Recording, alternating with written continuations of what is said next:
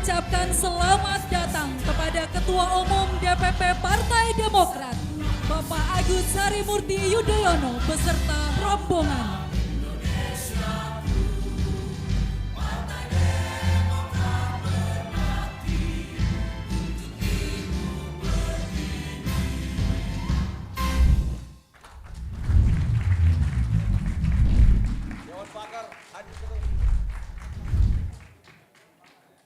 Hadir belum?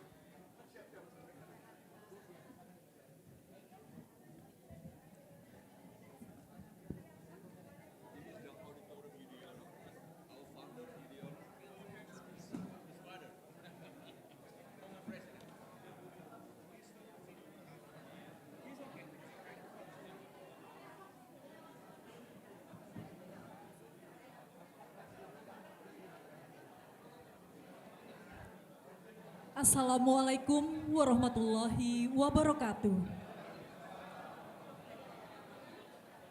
Salam sejahtera untuk kita semua. Salam, Swastiastu, Namo Buddhaya, salam kebajikan. Yang terhormat Ketua Umum DPP Partai Demokrat, Bapak Dr. Haji Agus Harimurti Yudhoyono, MSc MPAMA, yang juga Menteri Koordinator Bidang Infrastruktur dan Pembangunan Kewilayahan. Yang terhormat Sekretaris Jenderal DPP Partai Demokrat, Bapak Dr. Insinyur Haji Herman Khairun. Yang terhormat Bendahara Umum DPP Partai Demokrat, Bapak Irwan Veko.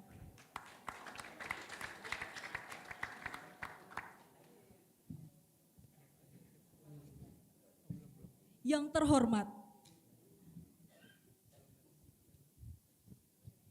terhormat Kepala BPOKK Bapak Osi Darmawan sekaligus Wakil Menteri ATR, Wakil Kepala Badan Pertanahan Nasional. Yang terhormat para panelis dan juga moderator. Profesor Paul Suller from University of Arizona.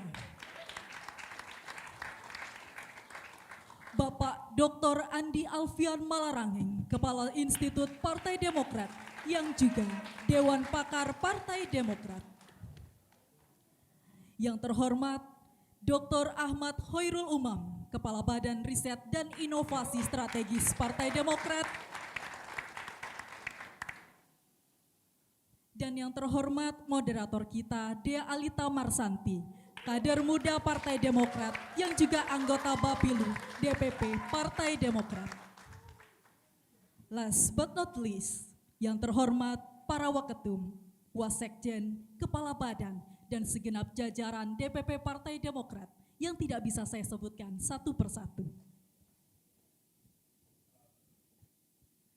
Puji syukur kita panjatkan kehadirat Tuhan yang Maha Esa, karena atas limpahan rahmat dan karunia-Nya, kita dapat berkumpul bersama dalam keadaan sehat dan penuh semangat.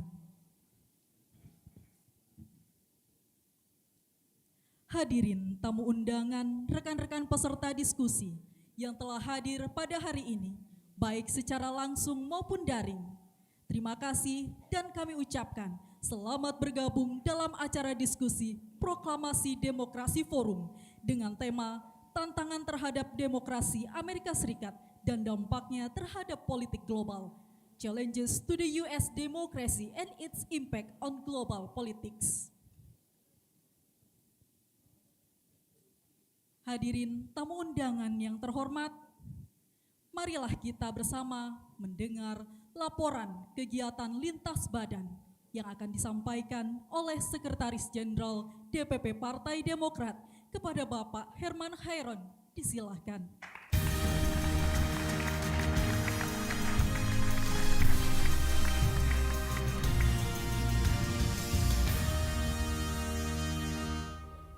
Bismillahirrahmanirrahim. Assalamualaikum warahmatullahi wabarakatuh.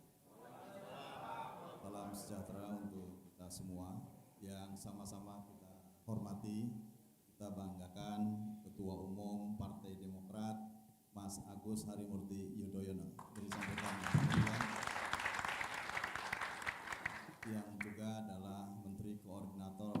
infrastruktur dan pembangunan kewilayahan. Terima kasih Ketua Umum, di sela-sela kesibukan mengurus bangsa dan negara, beliau bisa hadir di tengah-tengah kita bersama dan mohon berkenan memberikan sambutan. Meski barangkali masih ada kesibukan lain, kalau nanti Mas Ketum tidak tinggal sampai akhir di sini, mohon maklum karena masih menjalankan tugas-tugas kenegaraan. Jadi nanti sambutannya saya kira kita simak bersama. Yang saya hormati, saya banggakan para hadirin bendahara umum, para wakil ketua umum, wasekjen, kepala BPOKK yang juga wakil Menteri ATR BPN,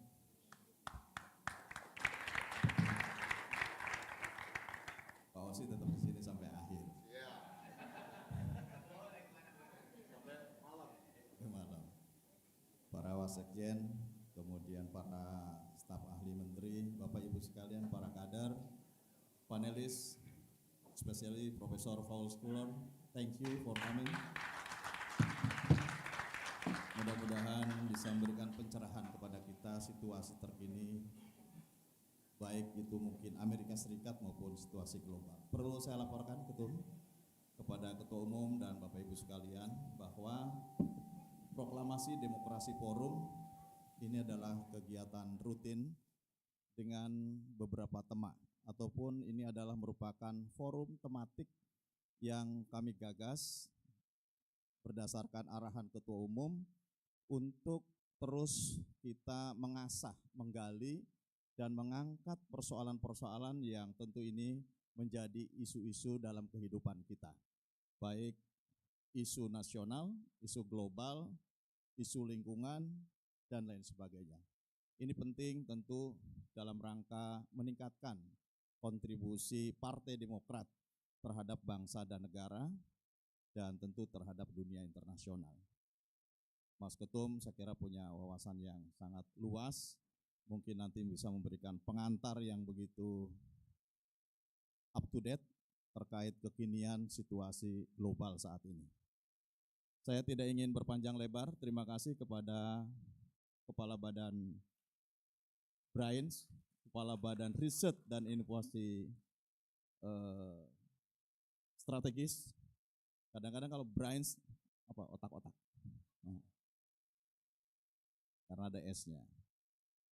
Yang saya kira ini merupakan kegiatan ketiga yang saya ikuti, dan memang sesuai dengan namanya, Mas Ketum, BRAINS terus untuk bisa mengangkat hal-hal yang strategis, dan mudah-mudahan ini akan terus menjadikan sebuah wacana yang digali, dan pada akhirnya kita bisa menyimpulkan konklusi maupun konsepsi yang bermanfaat bagi kita semua.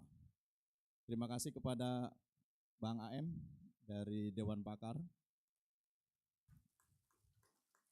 yang hari ini kolaborasi Dewan Pakar, Institut Partai Demokrat, dan BRAINS. Luar biasa, dan mudah-mudahan nanti digagas semuanya. Saya kira laporannya singkat saja, Mas Ketum, dan mudah-mudahan nanti ada pencerahan dari ketum kita, dan tentu kami semua menunggu arahan selanjutnya, apa yang tentu harus kami perbuat dan apa yang tentu harus kami kontribusikan kepada rakyat, supaya kehadiran Partai Demokrat di tengah-tengah rakyat betul-betul dapat dirasakan dan menjadi solusi terhadap berbagai persoalan bangsa dan negara. Terima kasih, demikian laporan saya sampaikan. Wabillahi taufiq wal hidayah. Assalamualaikum warahmatullahi wabarakatuh. Iya, ini turun.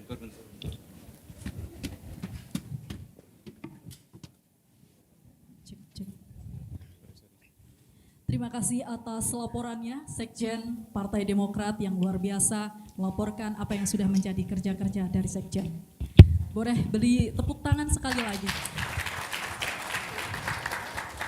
Hadirin peserta diskusi yang terhormat, berikutnya adalah salah satu momen yang kita tunggu, pandangan dan juga gagasan merespon isu politik global. We now invite the chairman of the Democratic Party, Dr. Agus Harimurti Yudhoyono, to deliver the keynote address. The floor is yours, sir.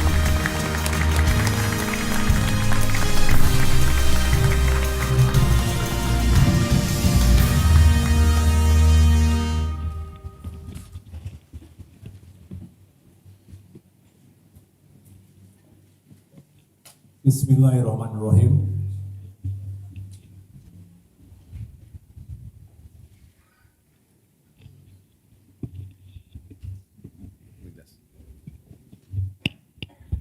Tes.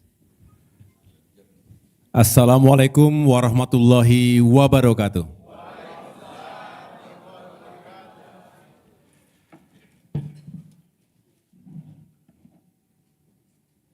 Selamat sore dan salam sejahtera untuk kita semua. Shalom. Om Swastiastu. Namo Buddhaya, salam kebajikan. May peace and blessings be upon us all. Kita pakai bahasa Indonesia atau bahasa Inggris ini? Kalau ngelihat dari wajahnya sangat menguasai bahasa Inggris, jadi little I can.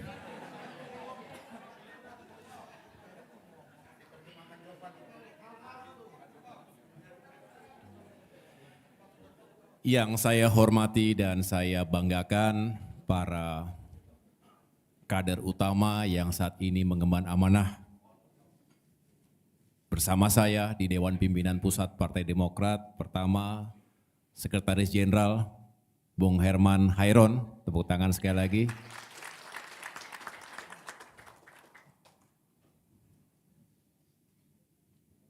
Bendahara Umum Bung Irwan Veko. Professor, if you do many claps, you will live longer. That is why everyone is clapping all the time.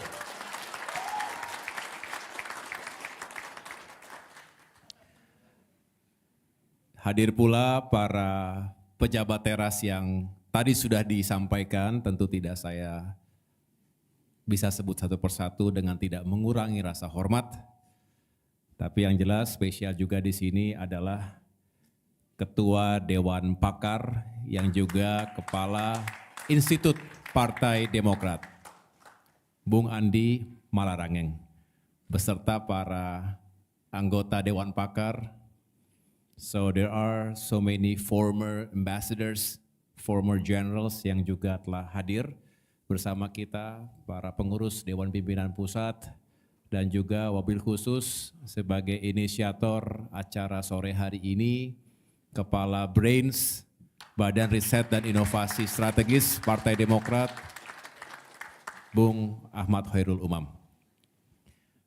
Pak Osi, Bapak Ibu semua, Kang Dede Yusuf, Pak Alfian Sahnur, Bapak Ibu sekalian yang saya muliakan. First and foremost, I would like to extend my heartfelt thanks to everyone here for joining us this important public discussion. A special welcome goes to Professor Paul Schuler from the University of Arizona. Thank you for being with us today. Welcome to Indonesia, welcome to Jakarta, and welcome to our headquarters, the Democratic Party in Indonesia.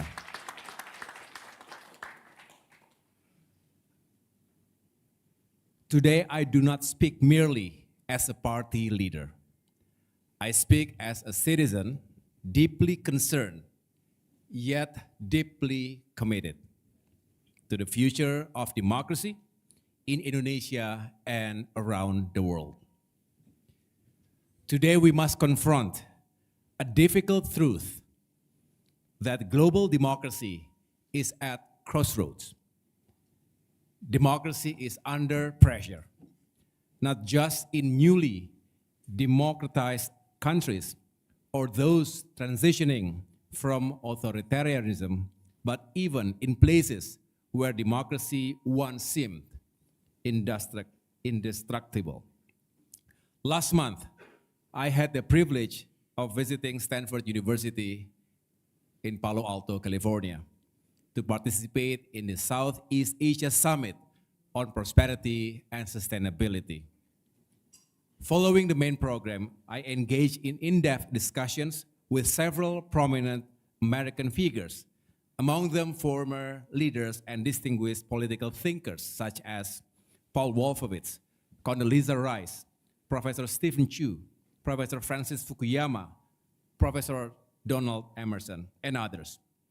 One of the most striking takeaways from these conversations was their shared and growing concern about the trajectory of democracy in the United States.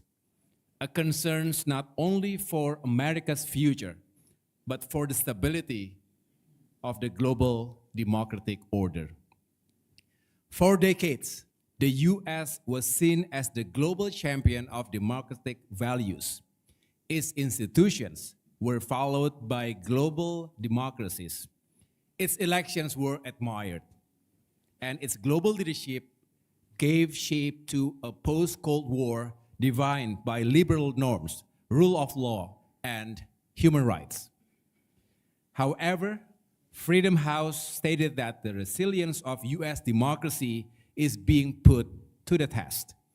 Moreover, in historic first, in the beginning of 2025, the US has been classified as backsliding democracy by International Institute for Democracy and Electoral Assistance, IDEA, analyzing 45 years of indicators in 166 countries for their annual report on global democracy. On the other hand, the Economic Intelligence Unit's EIU 2024 Democracy Index also showed that the US score remained unchanged, and the US continues to be classified as a flawed democracy, ranked 28th. It remains to be seen if historical checks and balance will remain in force and serve to improve or worsen in the US ranking in 2025.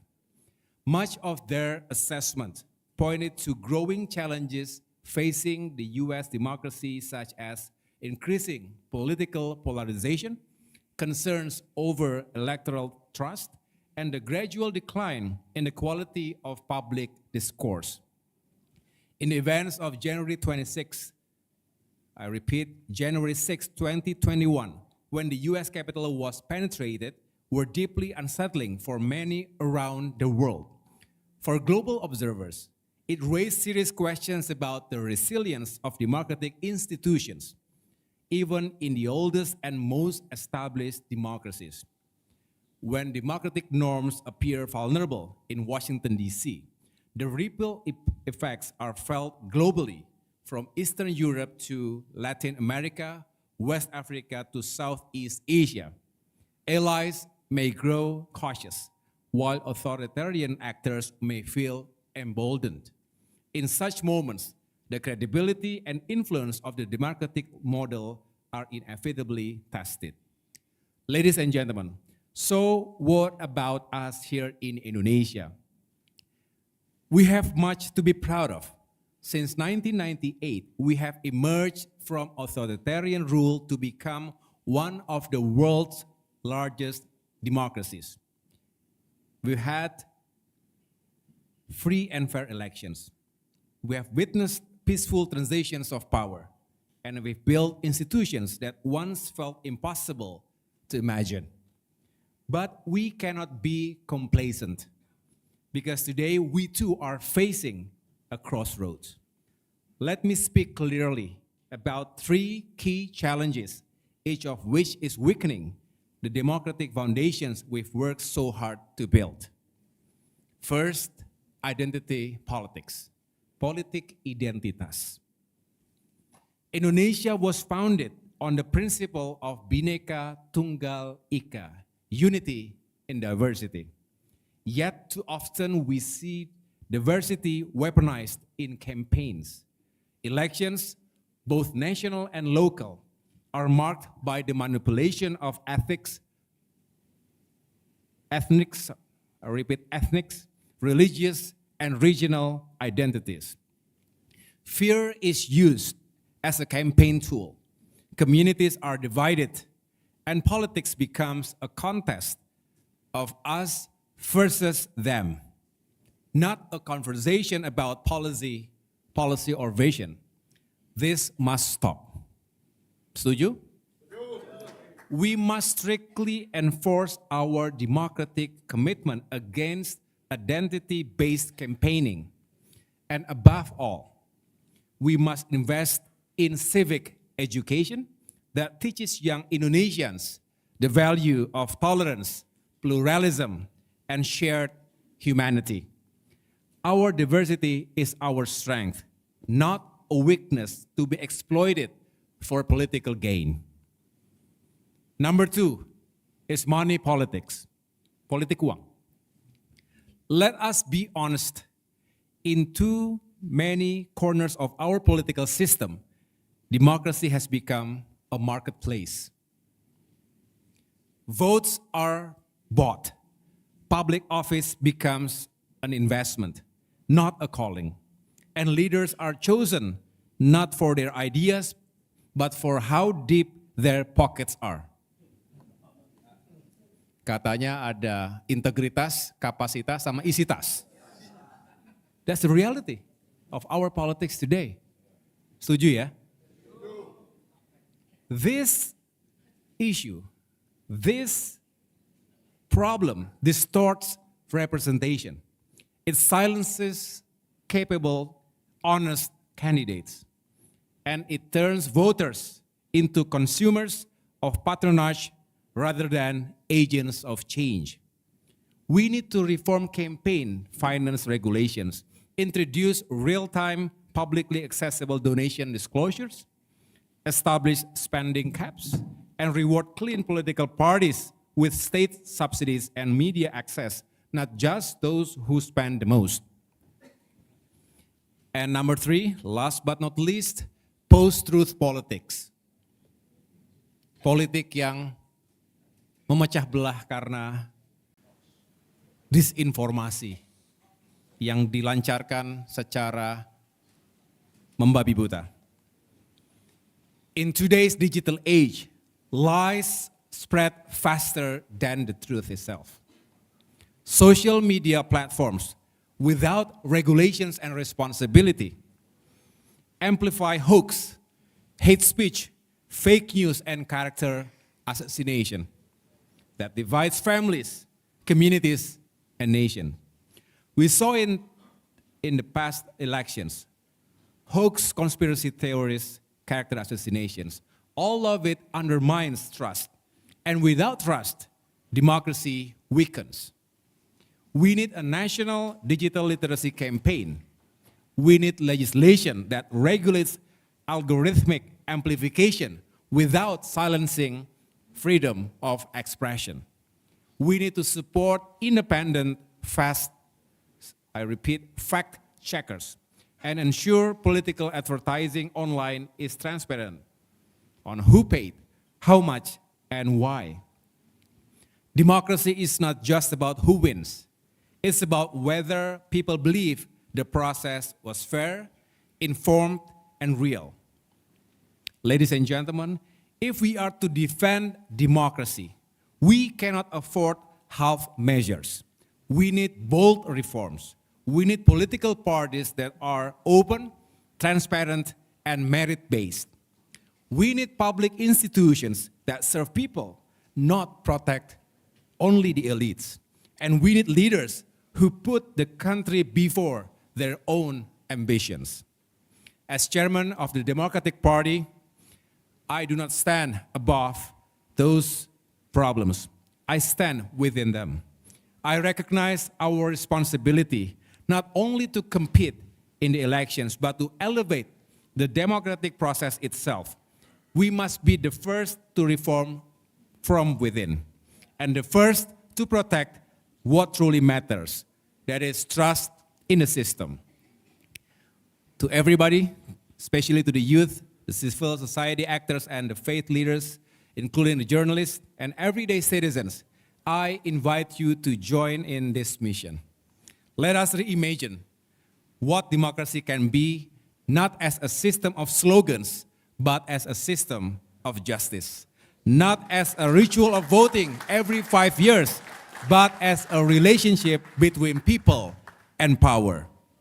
Let history remember that when Indonesian democracy was tested, we did not retreat. We transform, we reform, and we rise together. May our unity be our strength. May truth guide our steps, and may the will of the people forever shape the future of our great nation. Thank you. Wassalamualaikum warahmatullahi wabarakatuh.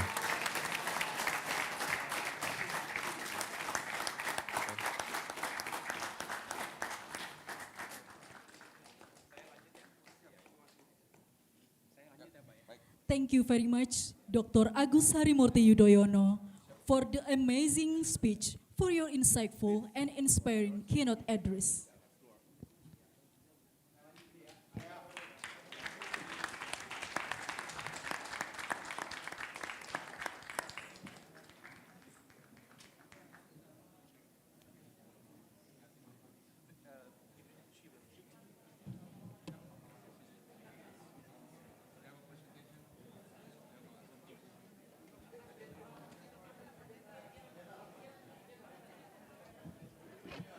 Hadirin peserta dialog yang kami hormati,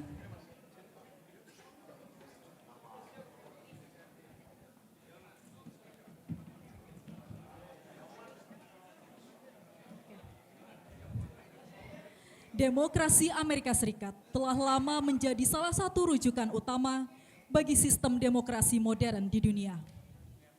Namun, dalam beberapa tahun terakhir, kita menyaksikan berbagai tantangan besar yang menguji ketahanan prinsip-prinsip demokrasi di negeri Paman Sam. Mulai dari polarisasi politik, disinformasi, hingga tekanan terhadap institusi demokrasi. Tanpa berpanjang kata, mari kita sambut moderator dialog kita, Dea Alita Marsyanti, yang akan memandu jalannya dialog yang luar biasa ini. Dea, I know you will deliver the best to this moment. Thank you.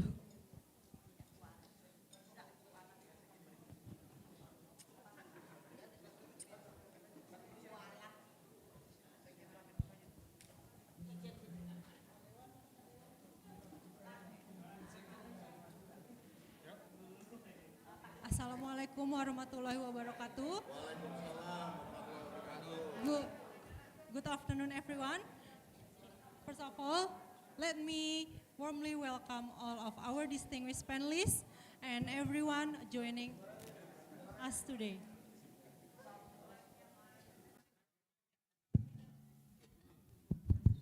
Oke, teh. Udah. Oke. My name is Dea Alita, a member of Election Campaign Committee or Bapilu at Central Executive Board of the Democratic Party, will be the moderator for today's discussions. Before we begin, I'd like to express my appreciation to Dr. Ahmad Khairul Umam as head of BRAINS for initiating and organizing the Proklamasi Democracy Forum or PDF. Many thanks as well to the entire team for making this forum possible. And also special thank you goes to the chairman of the Democratic Party, Mr. Agus Harimurti Yudhoyono, for the thoughtful opening remarks. His insight really helped set the stage for our main topics today, challenges to US democracy and its impact to global politics. The US has long been a key promoter of democracy worldwide through diplomacy, foreign aid, and development. But its credibility has weakened. From 2010 to 2023, the US Freedom House score dropped from 94 to 83, reflecting deep political polarization, weaken institutional check and balances, as well as rising populism. The internal erosion affects global democratic norms. Under the Trump administration, democracy assistance was slashed. Civil society support scaled back, and the US withdrew from institutions like the UN Human Rights Council. The decline is part of a broader global trend of democracy backsliding. As well as mentioned by Mr. Agus Yudhoyono before, according to Freedom Institute, 42 countries experienced democratic decline in the past 5 years. And now the question is, will this trend continue? Is there still hope? And if the tools to protect democracy are being weakened, what do we have left to push back against the potential of democracy downfall? To help us explore these urgent questions, we're honored to have 3 distinguished speakers with us today, each offering a unique perspective. The first of all is Professor Paul Schuler from the University of Arizona, and the second is Dr. Andi Alfian Marorangeng from the Democratic Party Institute, and the third, Dr. Ahmad Hoirul Umam, Head of Brains. So without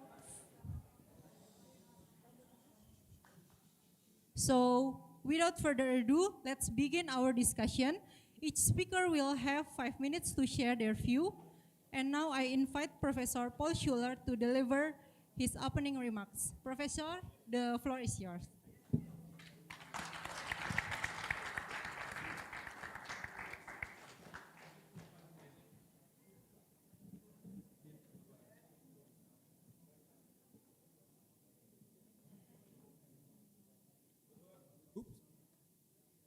Hello, everyone.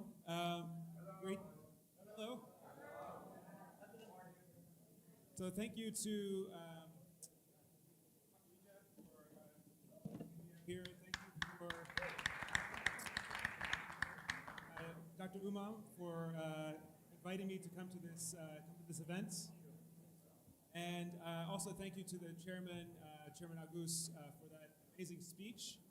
I did not realize when Dr. Umam invited me that I would be following the chairman in delivering this address, so it's kind of a tough act to follow. But thank you for having me. Thank you for having me here. So I'm going to pick up on some of the themes that the chairman Agus talked about with regard to democratic backsliding. So 3 of the things I'm going to talk about are, first, what are the global trends in democracy? So he referenced that there's global backsliding happening around the world. So I'm going to talk a little bit about some good news and some not so good news with regard to democracy. And then I'm going to talk a little bit about the United States and what is happening in the United States and what the prospects are for democracy moving forward. So, what is the good news about democracy around the world? So Chairman Agus mentioned that he was at Stanford University, and he mentioned that he met one of the scholars there named Francis Fukuyama. You can see here on the top right his book called The End of History. Not sure if anyone's ever heard of this book. Basically, the argument of this book was that after the collapse of the Soviet Union, history was over in the sense that liberal democracy had won. Liberal democracy was the only ideology, the only democratic system that had any support. So we saw the end of Lenin's philosophy of a vanguard party leading authoritarian regimes to try to generate economic equality. Since then, we have a situation where globally, elections are the only legitimate way for a government to be selected. So even in some of the more authoritarian countries that I'll talk about, such as Russia, such as Hungary, such as Poland, we'll talk a little bit about the United States, even in these cases, elections still are the sole way of legitimating the leader of that country. More than 80% of countries around the world have multi-party elections at this point. So that is the good news. I want to show you some graphs to kind of provide a little bit more good news before I get to the bad news. So this graph here is from two scholars, one of them from Berkeley, one of them from University of Virginia, called Andrew Little and Ann Mang. There was a debate in a prominent political science journal about whether or not democracy was backsliding or not. These scholars painted an optimistic view, and they used different sources of data to promote their view. What this graph on the left shows is globally the percentage of times in elections that the incumbent party loses that election. So this is seen as a way of indicating how competitive the electoral system is. If incumbents are routinely running in elections and losing them, then this is evidence that democracy would be working. It means we have turnover in power. And what you can clearly see here is after the collapse of the Soviet Union, or before the collapse of the Soviet Union in 1991, incumbents won their elections about 80% of the time, meaning that elections were not free and fair. Many of these were single-party regimes that held rigged elections or held elections where no parties were allowed to compete. But since 1991, we've pretty much consistently seen incumbent parties losing at a rate of about 65 to 70%. And that trend has been consistent up until the present day. Using the same paper, if we look at the percentage of the vote share or the seat share that the ruling party wins in the election, we can see similarly a decline in the seat share and vote share of the winning parties. So prior to the collapse of the Soviet Union, the winners of the elections were winning about 80% of the vote. So this would be countries like Egypt under Hosni Mubarak, where he would routinely win with 90, 95% of the vote. And this is an indication that the elections were not particularly competitive. With the collapse of the Soviet Union, we've seen the norm where the legislature is winning about 60% of the seats, and the president is winning about 55% of the votes. And again, we haven't seen much of a change there. There hasn't been much of a change in those levels. And so this indicates that democracy, at least in terms of just the objective numbers, seems to be performing pretty well. So what's the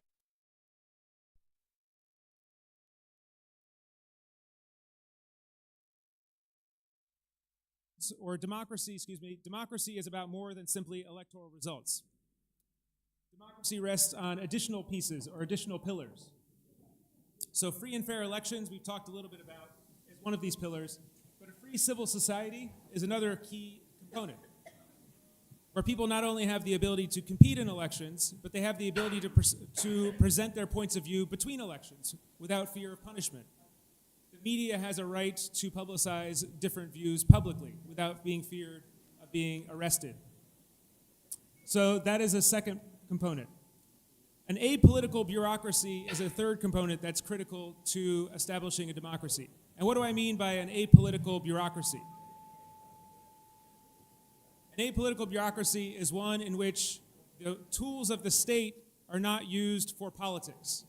So in particular, the tax authorities, the Department of Justice, the Securities and Equities Commission in the United States, or people in charge of managing the corporate sector, these have to remain apolitical, otherwise they can be used to influence political outcomes.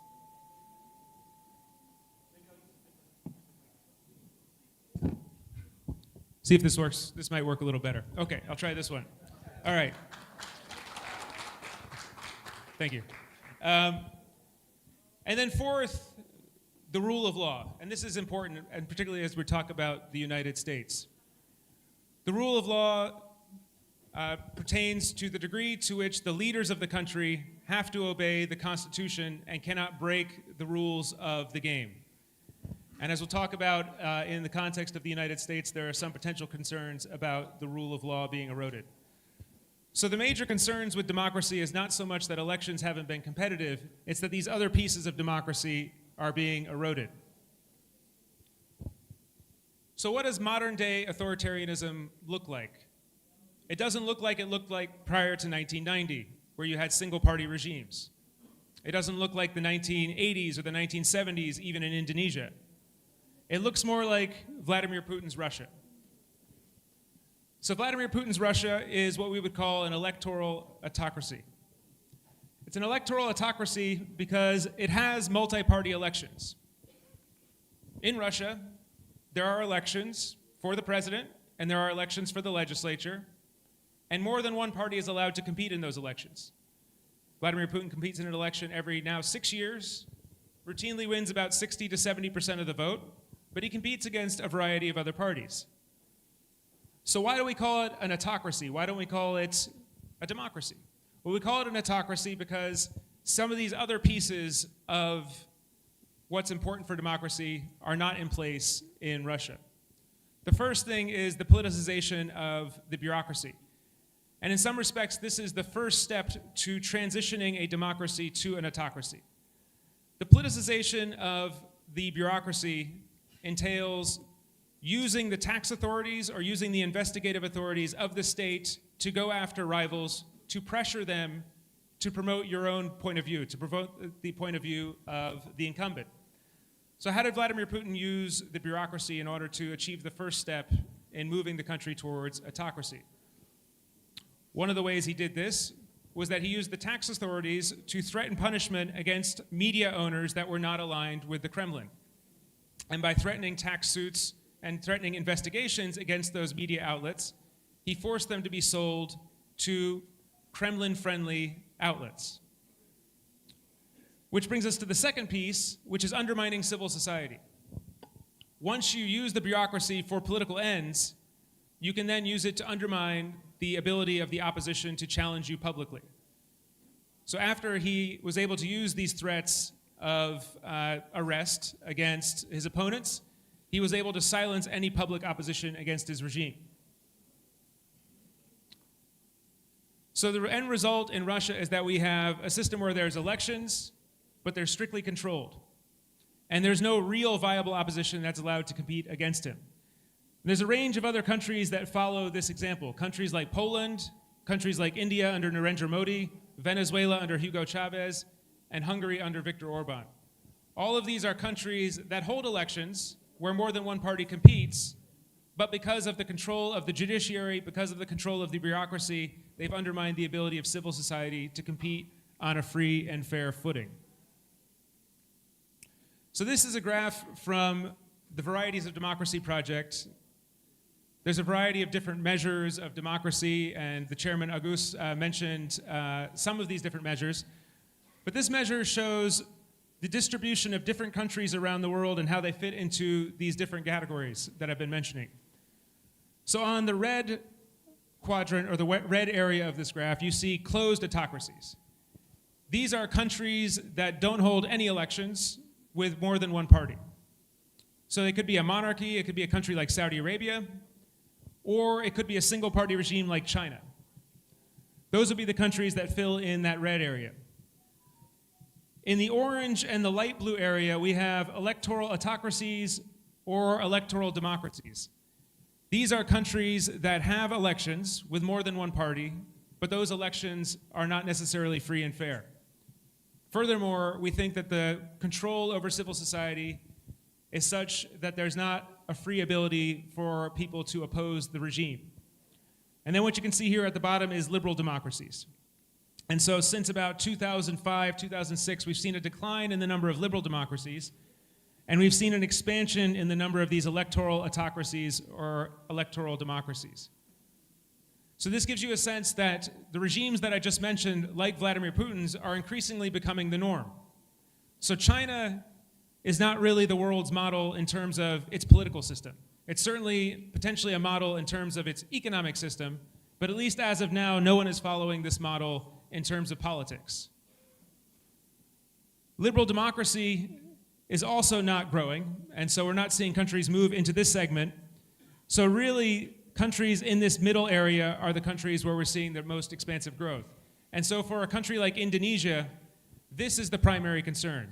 It's not likely to be the case that you're going to move to a closed autocracy, but it's movement from this liberal democracy into a more electoral autocracy that is the primary concern. So some of the good news about this is that this is still a better situation than in the 1990s or the 1980s.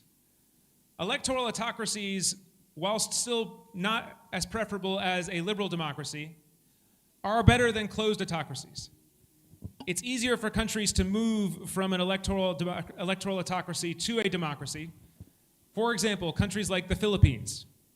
The Philippines under Rodrigo Duterte would have moved into what we would call one of these electoral autocracies, but we did see an election where the previous president did stand down and a new leader took over. And so that's an example of a country moving from electoral autocracy to democracy. So the good news is that we're still in a better situation than we were in the 1980s when we had a lot of single-party regimes around the world. But the bad news is that the quality of democracy has eroded, the quality of information in these democracies has declined, and leadership transitions are becoming more unstable. Now I want to focus on the United States. That's sort of a background to bring us to talk about the United States.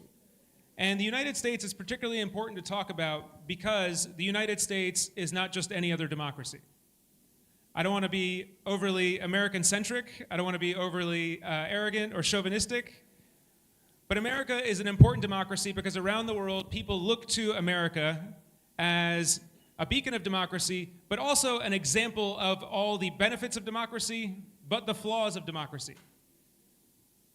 So when the United States performs well, it makes democracy look good, and it puts wind behind the back of Democrats around the world. When democracy in the United States looks bad, it gives more power to people who would want to promote authoritarianism around the world. And we've seen the United States be on the force of promoting democracy around the world in its past. But even if the United States is not actively promoting democracy, the example of the United States is still important for the rest of the world to follow. I'm always amazed, wherever I go, I want to not focus on the politics of my own country, but everywhere I go, people want me to focus on the politics of my own country. I'm not a scholar of, yes, thank you. And that's why I'm here today. All right, so what about the United States? So some key areas of concern in the United States. So free and fair elections. How free and fair are the elections in the United States? Well, we've seen certain events that have been giving us pause for concern. This is probably one of the areas where the United States is still most stable in terms of its democracy. In the most recent election, there was a transition from power. Joe Biden stepped down, Donald Trump took office. In the previous transition, there was a transition of power from Donald Trump to Joe Biden, a little bit less smooth on that transition. We're all familiar with January 6th. In the most recent legislative election, we see a pretty good split between Democrats and Republicans in the House of Representatives. So far, there's not much indication of voter fraud in the United States. So, the election system seems to be holding in the United States at this particular juncture. Now, there are concerns, and January 6th was probably the most startling concern that we've had with elections in the United States in the recent past. We never before have had a leader unwilling to step down or concerns that there might be a lack of transition in our past. So free and fair elections seem to be holding at this particular point. Civil society, however, is one area where there might be more concerns in the short term. So in the United States, we have the First Amendment, which guarantees us the freedom of speech, which guarantees the media usually very free ability to criticize public officials. Very wide latitude is given to media outlets, particularly when they criticize public figures. In recent months, however, there's been some concern that some of these freedoms have been threatened. The Washington Post, which some of you may be familiar with, which is one of the most widely read newspapers in the United States, is owned by Jeff Bezos, who is the owner of Amazon. There have been concerns about changes to the editorial board due to potentially concerns that Amazon also needs to have business with the government. CBS just settled a lawsuit for $16 million for a libel suit put forward by the administration because of an interview that CBS did with Kamala Harris during the election, which they claim was unfairly tampered with. They settled the lawsuit, but this seemed to be, for people who are worried about democracy, as a sign of a chilling effect emerging in the future.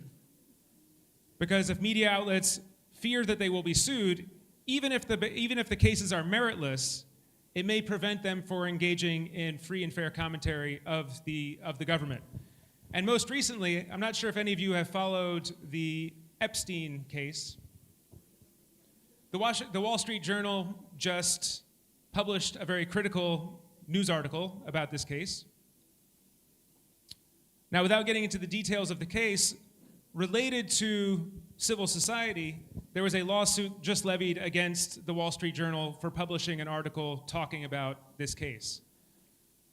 Now, whether or not this will be settled in favor of the Wall Street Journal or whether this will be thrown out, either way, just making it more expensive for media outlets to write about these issues can be problematic. And so far we do have a free media in the United States. There hasn't been a complete erosion of the freedom of the media, but there are concerns. There are concerns about whether or not this is going to remain the case moving forward. The politicization of the bureaucracy is the second piece that I've talked about. This is one of the ways in which other regimes around the world have used the power of investigation, the power over taxation, and the power to approve business licenses. They've used this power to threaten people from criticizing the government. In the most recent term of the Trump administration, there have been some investigations that have been leveled against critics of the regime from the previous administration. So in particular, James Comey, who is the former director of the FBI, and John Brennan have been investigated for their role in the Russia investigation from the first term. So again, the use of the Justice Department to try to go after rivals is seen as another potential sign that the bureaucracy is changing from a more independent bureaucracy to one that is more politicized. And then finally, the rule of law. Does the leadership have to follow the Constitution? There's a case just recently decided by the Supreme Court, Trump versus Casa, where they were addressing whether or not the president could deny birthright citizenship to citizens of the United States. Now, I don't want to get into the legality of birthright citizenship, but it's in the Constitution. It says in the 14th Amendment to the Constitution that if you're born in the United States, you're a citizen of the United States. The case was just decided not on whether or not this executive order denying birthright citizenship to citizens was legal or not. What was decided is that judges can't temporarily stop the administration from issuing and acting on these orders until it goes through the entire court system. So one potential concern is that executives can act in ways that are not in accordance with the Constitution, and even if the court eventually decides against them, for the intervening 1 or 2 years, they're able to act on these executive orders without any pushback. And so this is one concern, that the executive branch is gaining more and more authority, and the executive constraints on the president are increasingly declining. So these are some of the concerns that we have in the United States. We can certainly talk in the question and answer about other issues that you might have questions about. But I do want to finish briefly by talking about what's driving this shift in the United States. I get frequently asked what's going on in the United States, but not just what's going on in the United States, why is it going on? One of the first things that's happening in the United States, and this is one difference that I see between the United States and Indonesia to some extent, is polarization. So what does political polarization mean? Political polarization means that there's an increased, not only difference of opinion, but an increased animosity from supporters of one party against supporters of the other party. So why is that problematic for democracy?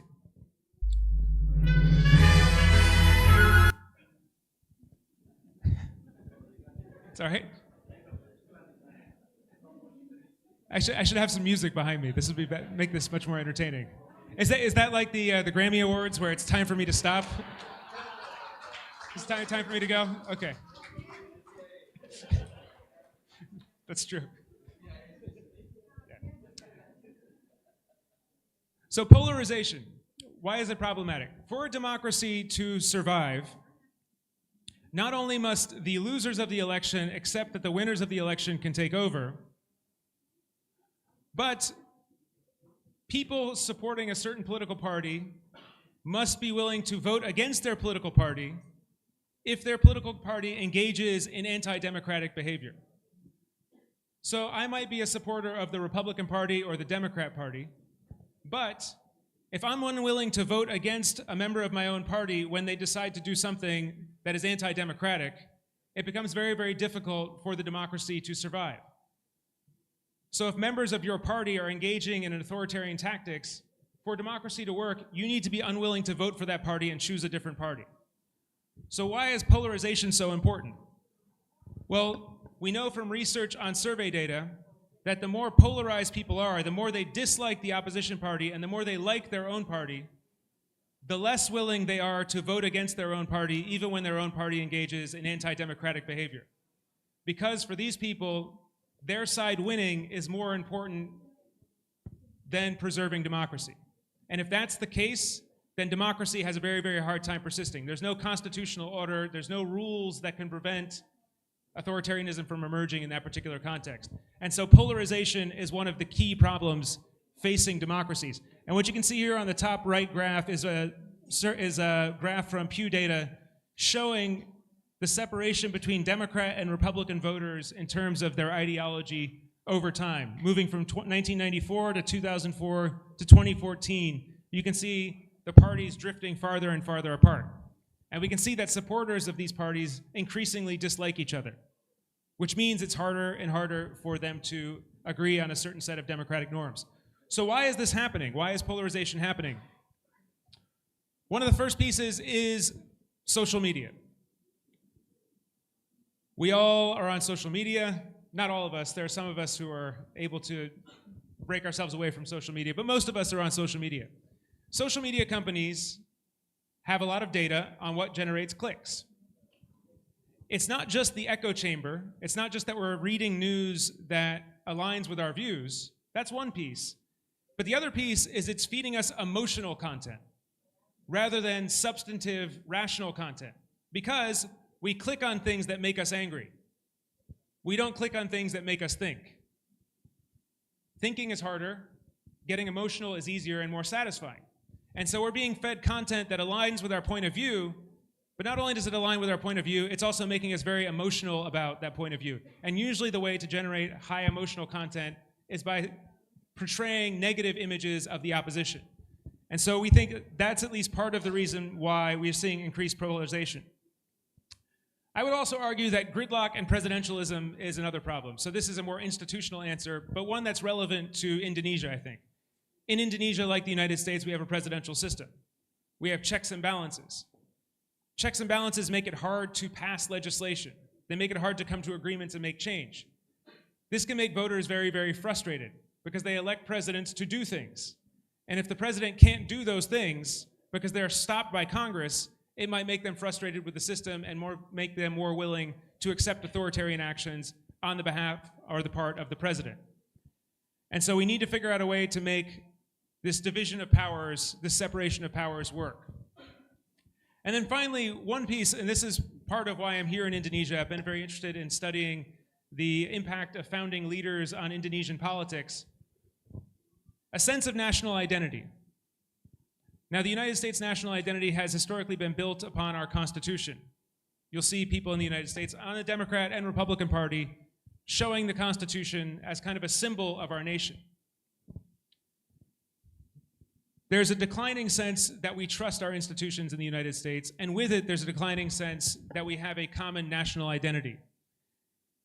In Indonesia, there are pieces, there are ideologies, there are leaders that do seem to bring the country together in terms of sharing a common set of values that helps you put aside your differences when you have differences of opinions on policy. In the United States, rebuilding that sense of national identity that both Democrats and Republicans can adhere to, I think is one thing that's going to be very important for bridging this gap in terms of polarization that's generated by social identity. So I want to finish by talking about where we're going now. Where are things looking to head in the United States? So in terms of the doomsday predictions, there will be an election for the president in 2028. I feel fairly confident in saying that. And the reason I think there will be an election is because around the world, even in electoral authoritarian regimes, getting rid of term limits is very, very unpopular. Only the most authoritarian regimes will undo term limits. So China, Russia, but other countries have not done away with term limits. And I don't think it's likely to happen in the United States. The democracy has existed for too long. There will be pushback against any attempt to secure a third term. And there's not really been any talk that that's going to happen. So I think that there's not going to be a change in power, or excuse me, there will be a change in power. It's also highly possible that in the next election, I can't predict, but historically, there is a resurgence from the opposition party in the midterm of the elections. So right now, the Democrats have a very small minority in the House of Representatives. It's very possible that they will become in the majority, at least in the House of Representatives, probably not the Senate, but likely in the House. If that happens, it gives them the ability to provide more oversight of the executive, which might be a good thing. We might, however, also see impeachment propositions. We might see increased pushback, which could constrain the executive. However, that could also generate a dangerous situation in terms of how the executive might react to these increased constraints. So we don't know what's likely to happen in the United States, but I'll finish with just talking about what happened in South Korea in 2024. In a situation where you had a president that was unable to pass legislation through the legislature, the president there, in that case, Yoon Suk-yeol, declared martial law and almost momentarily undermined democracy in South Korea, which has been a democracy since the 1980s. That is one of the concerns about when you have divided government, whether or not the executive is going to accept the constraints put on them by the opposition party. And so whether or not that happens in the United States, we certainly hope not. But that is some of the things I think to be paying attention to as we move forward. So I think I'll conclude here by saying I think democracy in the United States is stronger than it is in many of the other countries because of our history of democracy. There will be another round of elections, but there are certainly warning signs that I hope I've explained to you a little bit clearly today. So thanks for the opportunity to come and talk, and look forward to the rest of the conversation.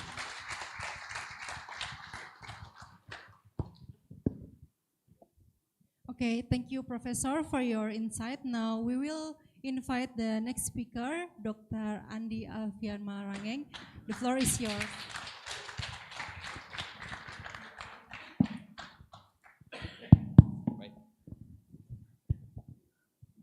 Tolong anunya presentasi. Assalamualaikum warahmatullahi wabarakatuh. Salam sejahtera bagi kita semua dan selamat sore. Professor Schuller, thank you very much for your insights to the American democracy. Let me also add some analysis on what happened in America as I'm following from afar right now. I used to be in the United States for 8 years, but right now I think America is different than before when I was studying there. But allow me to mix my bahasa Indonesia and English, so some of the folks here who are more keen to bahasa can understand a little bit. In English? Okay. Okay, this is my, I think if we, in English probably, the dynamics of United States politics and increasing extremism in US politics. Okay, let me start with one first. Okay, lanjut. Let me start with the distribution of seats in the House of Representatives and the Senate of the United States. If you see, the red one is Republicans and the blue one is Democrats. Both House, the Senate and the Republicans, are all controlled by the Republicans, even though it's only slight. But that would empower Trump to do whatever he likes in terms of making laws, making executive decisions without effective opposition from the Democratic parties in the US. That's why you can see, for example,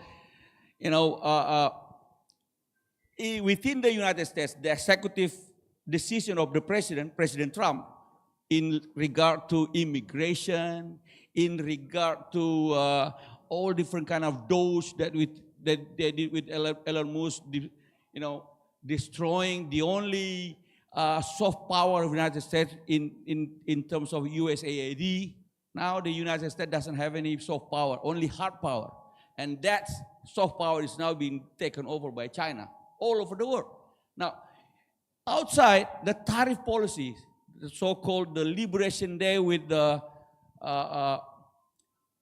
unilateral tariff to all the countries in the world, those can be done by Trump directly without effective opposition by the opposition, by the Democratic Party, because Trump is controlling all the Senate and Congress. Lanjut. Let's see the party ID in the United States. In the United States, party ID is it's been researched from the 1960s. If you see 2024, this is the latest distribution of party ID in the United States. Right now, Republican is 28%. The people in America, eligible voters that identifying as Republican Party is 28%. Democratic is also 28%. Even, 2023, it's 27% against 27%. Majority of the people in the United States are independents right now. But in 1990s, it's one-third. Sepertiga. Tahun 90 awal. In 1960s, it's close to 40% party ID on both sides. 40%, and independent about 30%. So you can see the decline of party IDs in the United States. Lanjut. Here's the, what is this? Presidential turnout. Let's kembali, bos.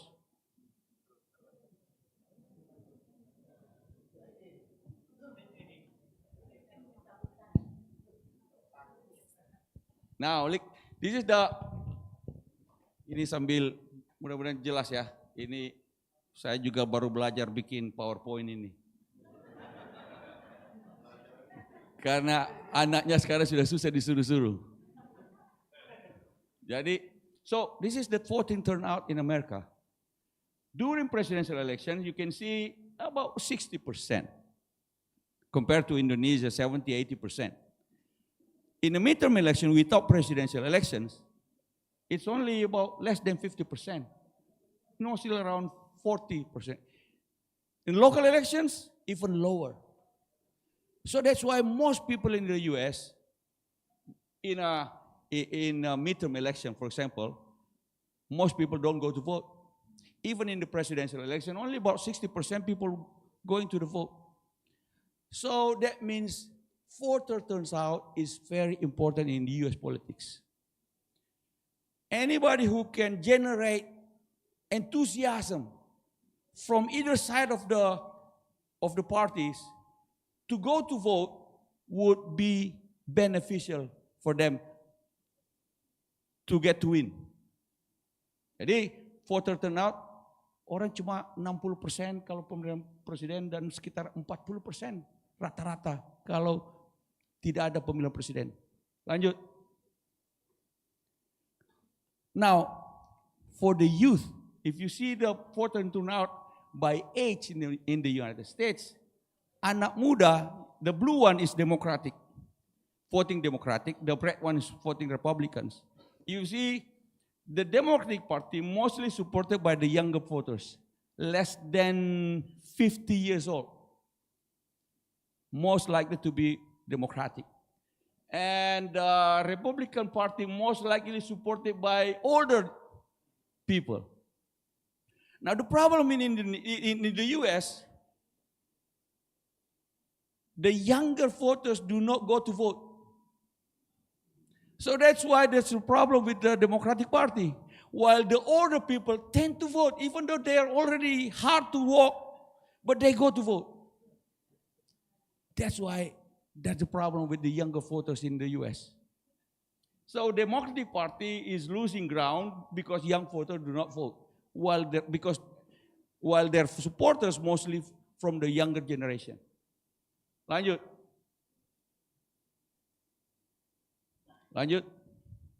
Now, here's the situation. There's a different situation right now. Here comes Zohran Momdani in New York. They were able to bring in the enthusiasm of the younger voters to vote, at least in the primary election in New York. When I put this Zohran Momdani and then Trump over there as versus, there's no way they can compete, because Zohran Momdani is running for the mayor of New York, while Trump is president of the United States. Zohran Momdani is not going to be running for president because he was born in Uganda, and then moved to South Africa, and then went to the United States with his parents, an Indian ethnic Indian. So he is a naturalized citizen. According to U.S. Constitution, he cannot run for president. Now, but he brings now a new enthusiasm to voters by bringing a different kind of voters to voting system. And he's labeling himself as a democratic socialist. Trump, on the other hand, is relying on the Tea Party, starting with the three-party movement, and then goes to the white supremacists, conservative white supremacists, and even religious people in the U.S. The right-wing conservatism in the U.S. And that's the one of the extreme in the U.S. political spectrum. Now, Zohran Momdani is the antithesis of the right-wing conservatism, which is the left-wing socialist democratic of the U.S. political spectrum. In the U.S., the word socialist is something a taboo. Kata sosialis itu ditabu. Not like in Europe. In Europe, you can find a socialist party. In the U.S., they don't say it's a socialist. Taboo to say yourself a socialist because it's very close to communism. In the U.S., they call themselves liberal. But Zohran Momdani unapologetically and openly claimed himself as the democratic socialist, which is the left wing of the U.S. political spectrum. Even during the Democratic Party, a lot of Democratic Party establishment would not be comfortable to associate himself or even supporting Zohran Momdani as a nominee of Democratic Party. So you can see what happened in the U.S. is you have a phenomenon of Trump with the right-wing conservatism, and now, as Professor Schuller said, that then there's a pushback from the other side, on the other extreme, which is the left extreme. And this is what happened. I'm not saying Zohran Momdani per se versus Trump, but the ideology and the political movement within the American political spectrum that you can see represented by these two people. And this is what Professor Schuller said, that the polarization of American politics. Next. This is the situation in the US. Just like, well, Professor Schuller has a similar, different graphics, but this is the situation. Under normal situation, in a normal country, you see a normal distribution of voters. You can see the left picture. Under normal situation, most of the people in the middle is in the middle. And if you want to win the elections, you have to move into the middle. And both sides of the aisle. Whether you're a Republican or you are a Democratic Party, you have to move in the middle to win an election. And that's why a unifying process. There's a you can say, what do you call this? There is a gravity toward the middle of the polity. That was in the past. Now it seems like, just like Professor Fuller's graph, we are in the middle situation, in which both sides of the aisle in the political spectrum moving to the right and moving to the left, and decreasing middle people in the middle of political spectrums. And the logical view, the logical way to win the election is by invigorating the left side and the right side of the political spectrum. You don't go to the middle, but you go to the right side and you go to the left side. And this is what happened in polarized politics.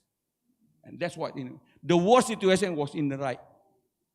That's what the worst situation in the right, in which it's called reverse bell curve. This one is a bell curve. The other one is reverse bell curve. But Professor Zuller, in Indonesia, we used to have that kind of situation also. But locally, in Ambon, in Sampit, in which you have a strict polarization. In Indonesia, it's Christian or Muslim or ethnicity, in which there's no one in the middle. But we have to build what happened in Indonesia, but we build step by step, bringing back the middle people into the political spectrum and reducing the extremities. In a normal curve, those who are in this extreme of the political spectrum should be in the minority. There is this standard normal distribution in the statistics. You can see in normal distributions, what was that? 68 point something % of the people are in the middle, right in the middle. And a little bit outside is something like 13% and 30%. And the extreme would be around 2% something, 2 point something %. There should be like that. The extreme should be on the extreme and not in the middle. We should not go into this kind of a situation. But that's, unfortunately, might happen right now in America. That's the middle situation. Lanjut. In a middle situation, actually, there is a niche, there is a market for third party. Elon Musk is starting to make a new third party, but I think everybody agreed in America. They say Americans are hungry for a third party, but not one created by Elon Musk. But who? We don't know. There used to, when I was in America, Ross Perot. There's a phenomenon of Ross Perot. He was able to gain 19% of the votes, but after that, not much. Still Republican Party and the Democratic Party. So I don't think that this is going to be the future of American politics, but who knows? In case there is someone that is better personality and more attractive than Elon Musk. Lanjut. Now, what is the future of America? We'll see in the November 2026 midterm elections. A midterm elections in the U.S. every 2 years you have elections. The one with presidential elections every 4 years. But then in the middle, you have midterm election because in America, Congress is elected every 2 years. So untunglah kalau di Indonesia ini anggota DPR itu dipilihnya 5 tahun sekali. Professor Schuller, I said that this member of our parliament over here are very lucky because they have to be, they are only due in election for every 5 years. In the US, every 2 years. In the US, 1 year you enjoy after winning the election, but the second year you start to campaign again. Every 2 years. The Senate is elected every 6 years. But every 2 years, one-third of the Senate is being elected. So, sepertiga, siap 2 tahun, sepertiga anggota Senat dilakukan pemilihan. Sepertiga. Now, midterm elections usually considered as referendum on the incumbent president and the dominant party in power in Congress and in Senate. We'll see at the time whether this enthusiasm of Zohran Mandani and the left-wing Democratic Party, the called Socialist Democratic Party, would gather enough support to bring into the midterm elections. Zohran Mamdani is probably going to win New York, but it doesn't mean that this new movement of the leftist wings in the US politics would be able to control the Senate or to flip the House of Representatives. But it is something interesting about American politics. So we have to see, if the Democratic Party will be able to win the House of Representatives and the Senate, then Trump would not be able unilaterally to do all different kind of things by executive decision. Because the Senate and the Congress is controlled by the Democratic Party. There will be a checks and balances between the parliament and the executive power in the US. Now, but we'll see next year. So I'm still hopeful that, this Trump phenomena, Professor Sula said, we'll have to wait until 2028. But I'm saying that we can see what happened in 2026. And after that, 2028, Trump is no longer there. But whether the Democratic Party will be able to nominate someone that can compete against the Republican Party's nominee, and that's another question. Because unfortunately, the Democratic Party, during this last election with Kamala Harris, was not able to bring in a campaign issues that touching the real problems of the American people.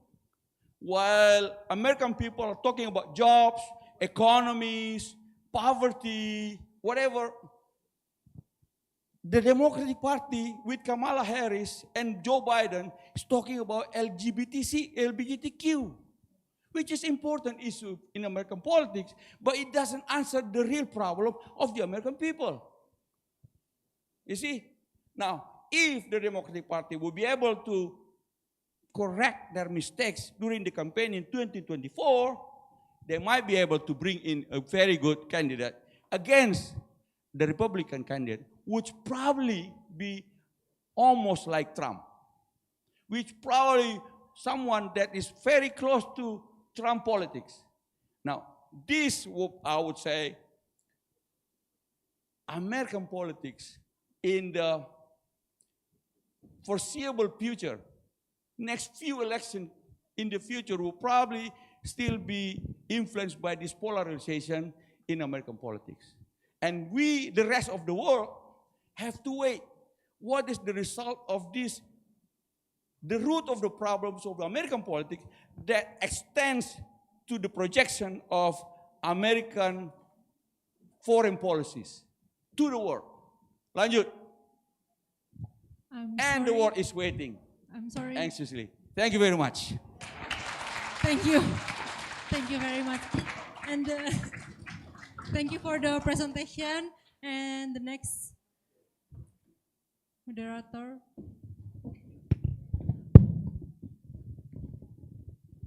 Slide, please. Kindly remember your time is just 5 minutes. Thank you. Okay. Thank you very much, everyone. I think I have two good news. one good, one bad news. The good news is the moderator already taught me that the time is limited, so that's good news. The bad news is it is very difficult for me to speak up in the all speakers already previously mentioned everything. All data, information, theory, approach has been presented previously. I don't know how to talk. However, so today, based on the committees previously mentioned, that the topics today is challenges to the U.S. democracy and its impact on global politics. Next adalah selanjutnya. Okay. That's happened last time in my campus. Oh, already this one. Okay then. Great.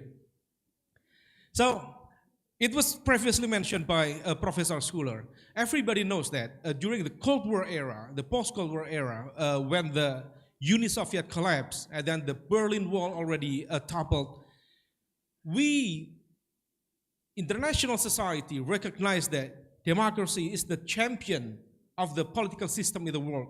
And in this context, US is the champion of democracy. All of this book has been previously presented also by Paul, how Francis Fukuyama, in the end of history and the last man, he tried to explain clearly and try to ensure us that democracy is the best political system in this globe. And then it was also supported by, there are so many thinkers, political thinkers, Robert Kagan and also Larry Diamond, try to ensure us that democracy is the most effective political system. And why? Because democracy in this context, that values support constitutionalism, rule of law, open markets, democratic accountability, and that's all become the foundation of the national economic development. And everybody needs that. And when we already try to believe in that situation, in this context, and that's become the blueprint of the global governance. Everybody did that, and that's become reference for everybody.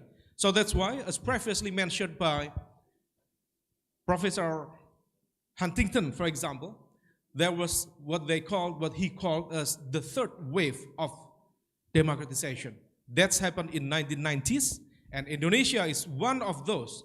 And we enjoy until today there are so many notes with the quality of our democracy. Next.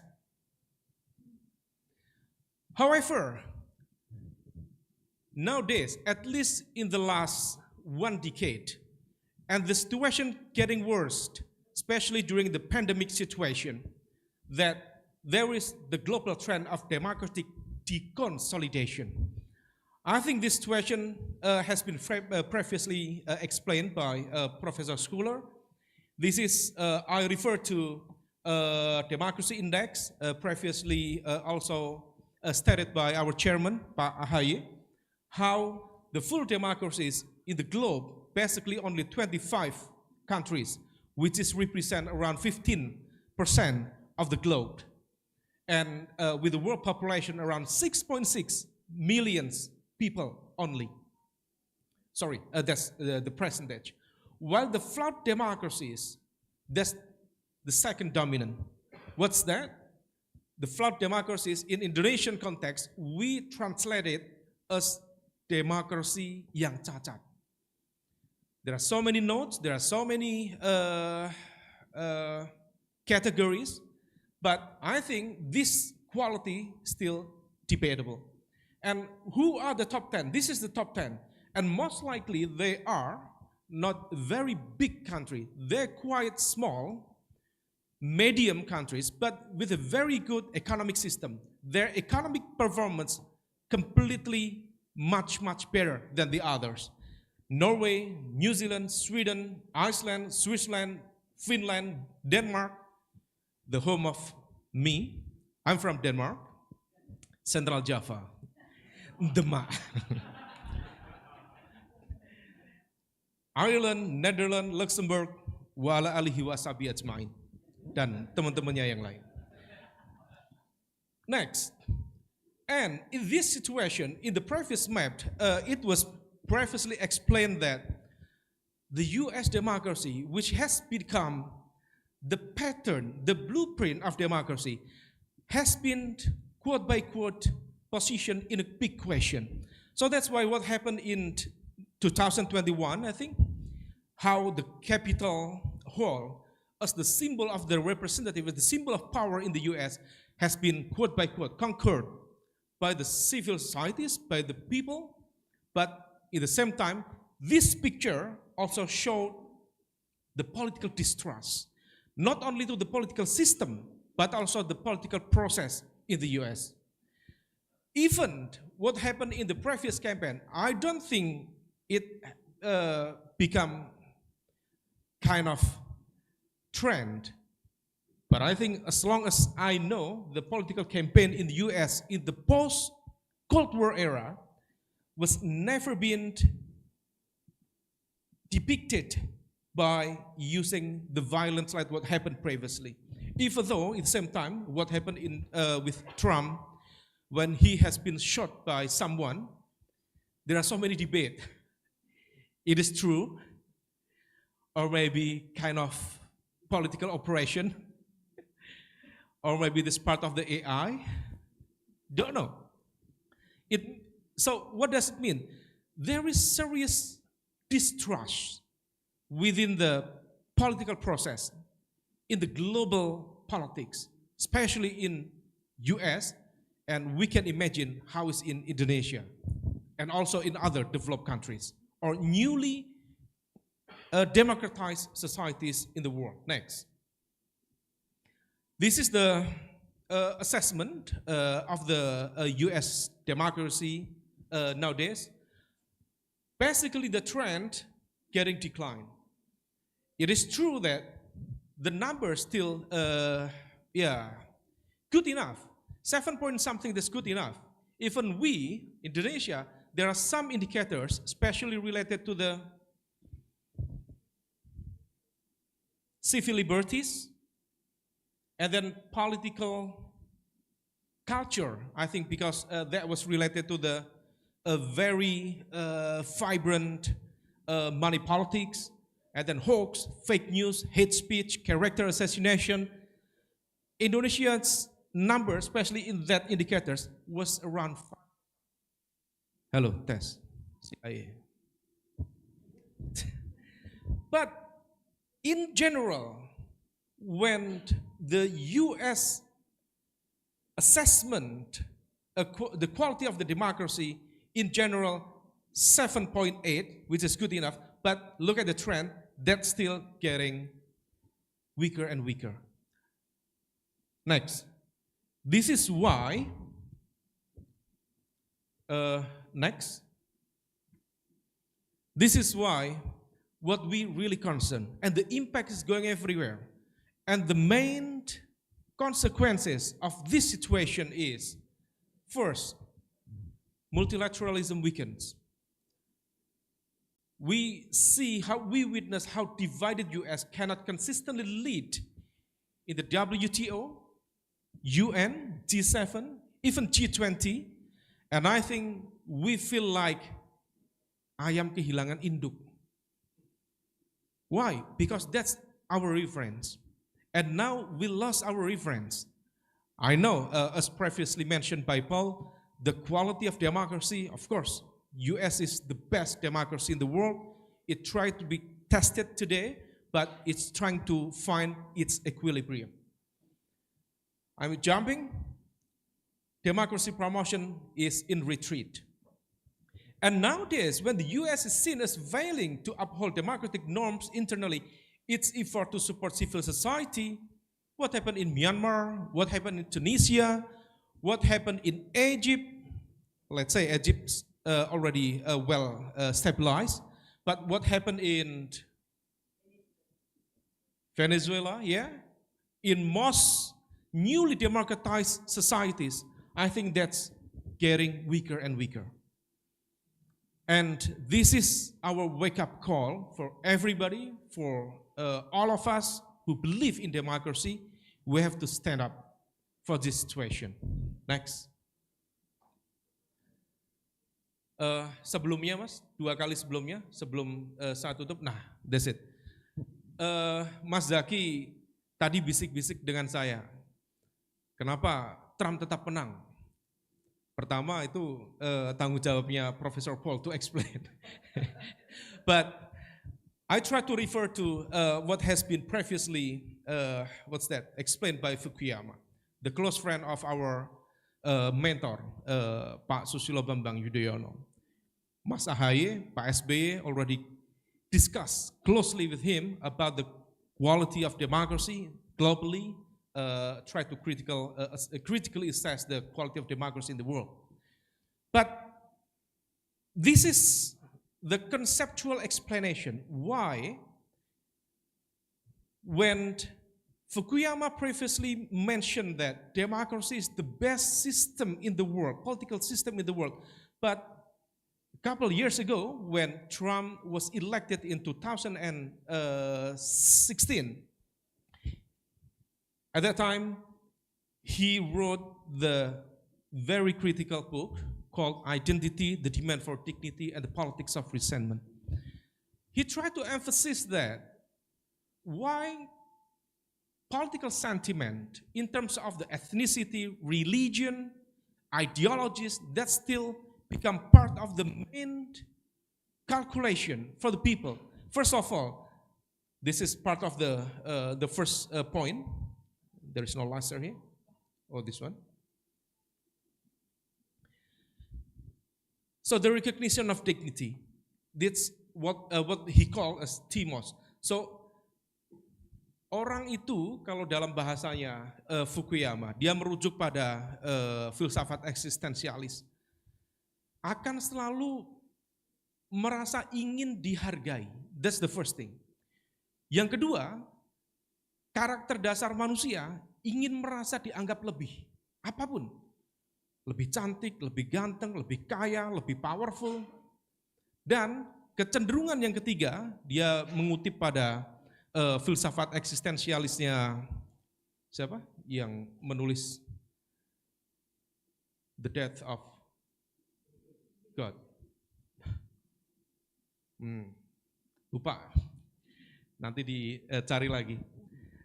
Yang paling optimal, yang paling tinggi dalam kecenderungan manusia, dia merasa ada kecenderungan untuk menguasai yang lain. Itulah kenapa kemudian di dalam sistem demokrasi yang modern, meskipun diyakini akan menghadirkan good governance, public delivery service yang baik, but in the end, the sensitivity in terms of ideology, religion, political identity was still there. And it will be repeated again and again, again and again. And that's what happened in, not only in US, that's what happened in Indonesia, that's what happened in many countries, and that's the reality of our current democracy. And the last but not least, his book entitled Liberalism and Its Discontent, he tried to explain and try to revise his argument about liberalism and democracy. And now, he recognized that democracy and liberalism has some weaknesses. It depends on what? It depends on our commitment. Itulah kenapa Mas Ketum, Mas Ahaye, pernah dalam sebuah kesempatan menyampaikan, demokrasi itu seperti oksigen. Sepertinya tidak diperlukan, tapi kita terus menikmati. Tapi ketika pandemi datang, ketika orang kesulitan menghirup oksigen, kita merasakan bahwa we need democracy. We need oxygen because the basic need for our society to get stable, to develop, and so on and so on. Kenapa? Oleh karena itu, ini harus diikhtiarkan. It must be diperjuangkan, harus diperjuangkan. Next. Nah, saya tutup. Oleh karena itu, it is a wake-up call for everyone. We don't want to judge, this is good, this is bad, but we believe in democracy and how to restore democratic credibility and global economic balance in general. First, let's revitalize democratic institution. How? It is as previously explained by Acemoglu and also Rebison in his incredible book, Why Nation Fails. He believed that inclusive institution, that's the main actors, that's the main factors. Why? Because by having inclusive institution, we can restore voting rights, ensure judicial independence, and depoliticizing oversight bodies, which are very crucial. It means what? Again, commitment. And above all, the commitment is, it needs political will of the top political leaders. The president, the chairman of political parties, the chairman of Islamic-based civil societies, the chairman of every single communities which are very influential. Again, political will. Rebuild trust with democratic lies. And then the last but not least, we also believe, like what has been previously explained by Amartya Sen, who remind us democracy is not just majority rule, because majority rule can be bought with money, by money politics, as previously mentioned by our chairman. But it is also reason public engagement, accountability, and human dignity. Itulah yang diajarkan oleh senior-senior kita, tadi Bang AM, berkali-kali dalam berbagai kesempatan, Pak SB, Mas AHY mengingatkan kita dalam berpolitik not only about the defense or the struggle for power, not only about voice, not only about votes, but the battle of argument, the battle of ideas, and the battle of dignity. Because politics, like previously mentioned by Sen, that's the public engagement, accountability, and human dignity. Demikian tausiah pada sore kali ini. Biar kesannya agak beda. Terima kasih. Wassalamualaikum warahmatullahi wabarakatuh.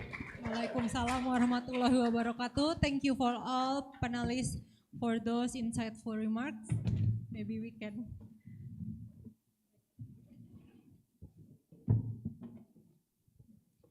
Okay. Now we'd like to open the floor for questions and comment from audience, but I'm sorry because of the time limited, we only open for one person to have a question. Only one. Is it okay? Just one? 3 boleh, tapi satu sesi. Oh, okay. One session, three questions. 3 questions. Okay. May I? Okay. Maybe the first one is ladies first. Mbak Diska, and the second Bapak Ongku, and the third maybe Mas Farhan. Oh. Okay. Okay, please. Hi, good afternoon, everyone. I'm Diska. Thank you. Maybe my question is for Professor Skruller. You have explained to us about how the U.S. I think I'm just going to say that. How the U.S. Quality of democracy eroded, and I think there's this notion, undisputed notion, on how the quality of democracy is bent by how people rationalize their vote. Just this weekend, last weekend, one of our executive heads in Partai Demokrat has finished his dissertation about voting behavior. His dissertation is quite interesting.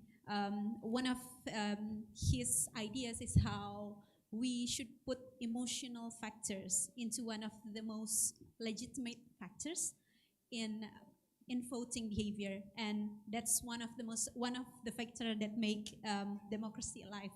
And I think that's quite interesting, and it actually like relates to the fact that we as a human is not only a rational creatures, but also an emotional creatures, and emotional factors in voting behavior is one of what makes democracy alive in itself.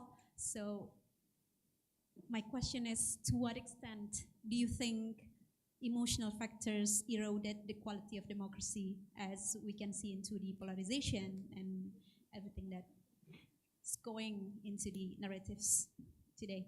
Thank you. Thank you. Maybe the next question. Thank you. I have, I think, one question to Professor Schuler and one question to Pak Andi Malarangeng, Pak Ketua. Dua pertanyaan kalau boleh izin.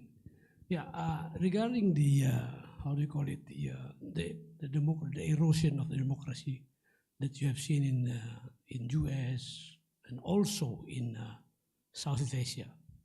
I'm interested to know, what do you see? I mean, how do you see in Southeast Asia, for example, compared to Indonesia, all other Southeast Asian nations like Malaysia, Thailand, and what about their democracy compared to what you have seen in Indonesia?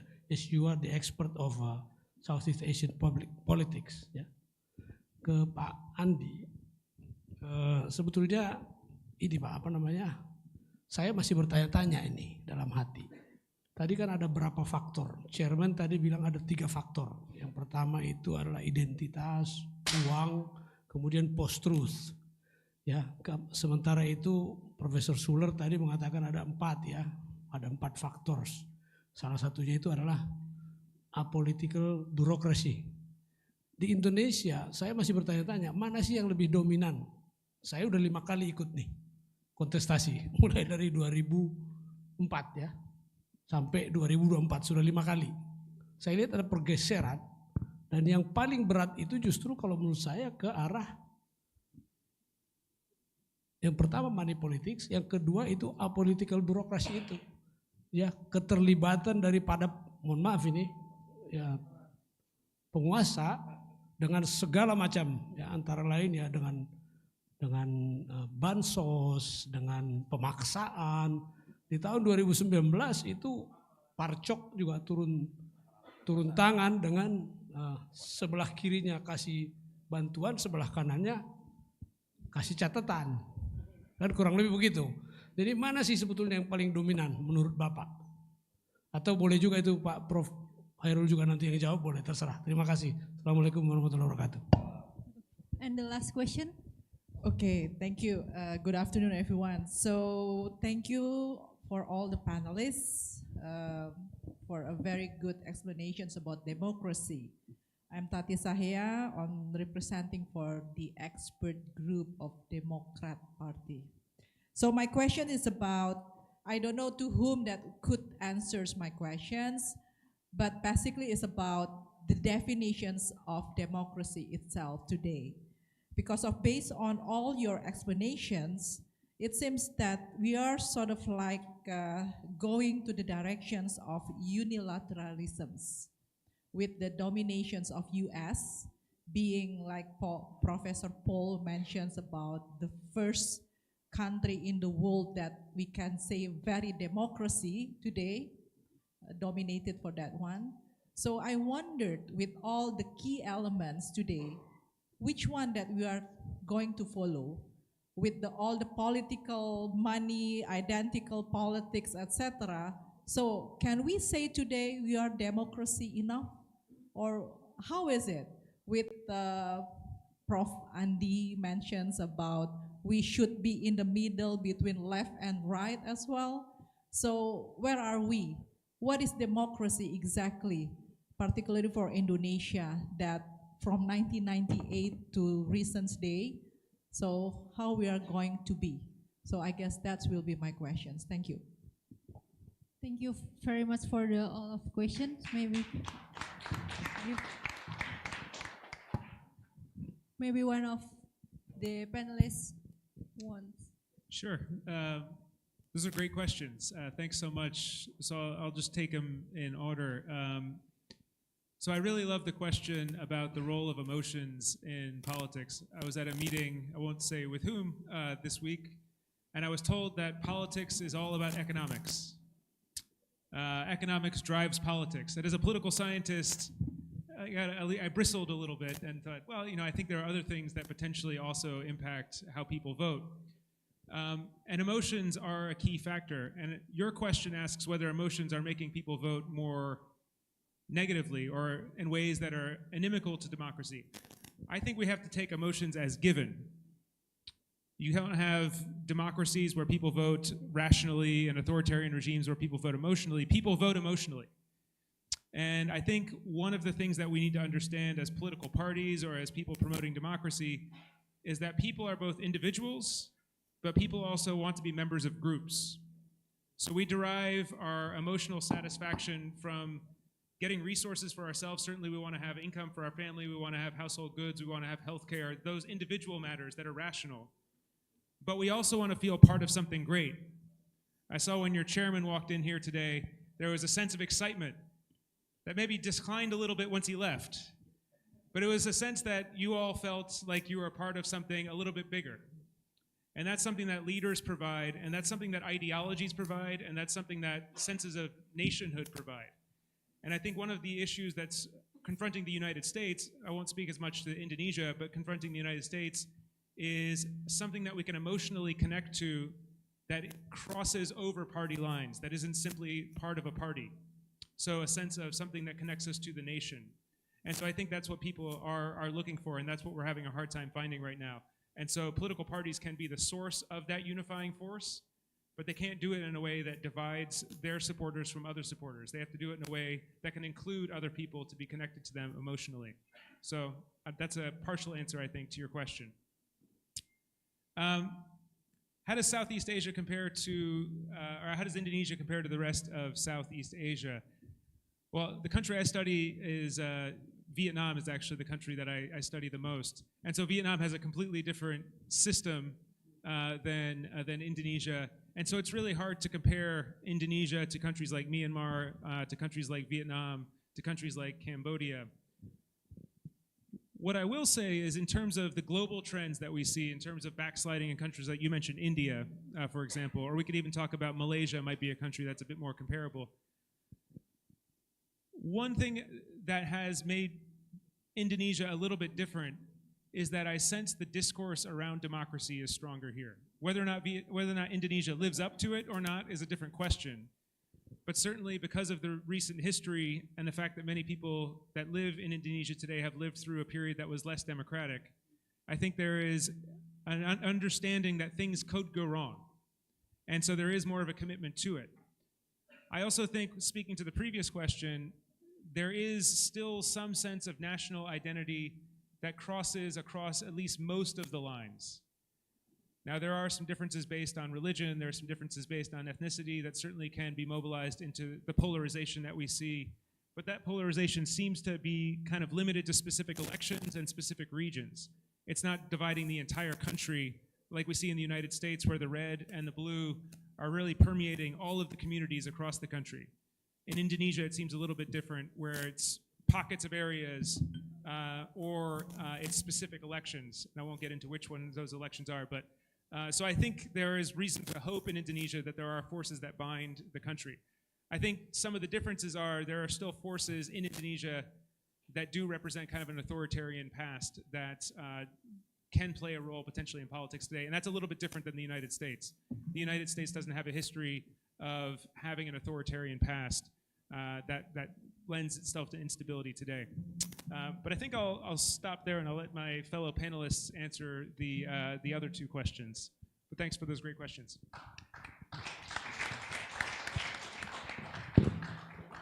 Well, let me answer Pak Ongkus Ibu Tati's questions.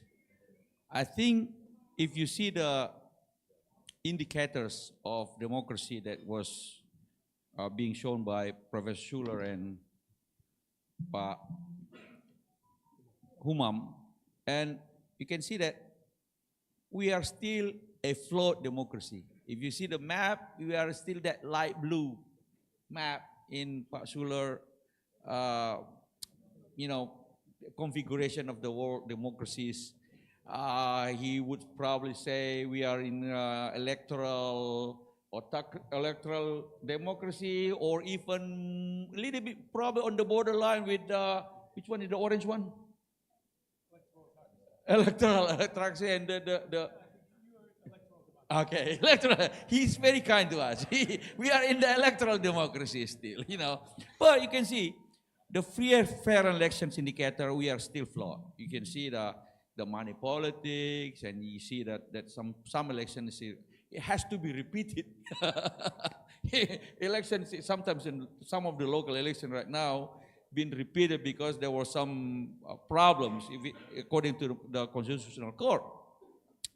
In terms of civil society, the freedom of civil society, we can still see the problems here and there on the free speech. Maybe not so, but you know, but there are still some problems on that. On the political bureaucracy, we have a problem. We have a problem. When you're saying parchok, that's a problem of the political bureaucracy. We have a problem in that. And the last one was rule of law. Then still we have problem with that.